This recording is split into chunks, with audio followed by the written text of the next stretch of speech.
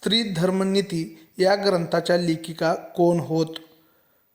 पंडिता रमाबाई, ताराबाई शिंदे, रमाबाई रानडे, ताराबाई मोडक.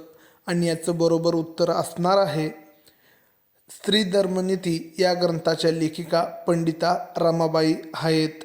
याचं स्पष्टीकरण बघायचं तर पंडिता रमाबाई यांनी 1882मध्ये स्त्री धर्मनीती हा ग्रंथ लिहिला.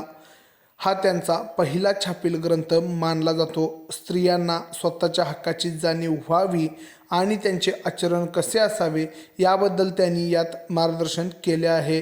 त्यांनी स्त्रियांसाठी आर्य महिला समाज आणि शारदा सदन यासारख्या संस्थांचीही स्थापना केली आहे.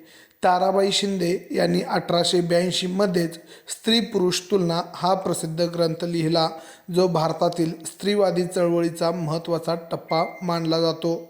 रमाबाई रानडे यांनी न्यायमूर्ती महादेव गोविंद रानडे यांच्या आठवणींवर आधारित आमच्या आयुष्यातील काही आठवणी हे पुस्तक लिहिले.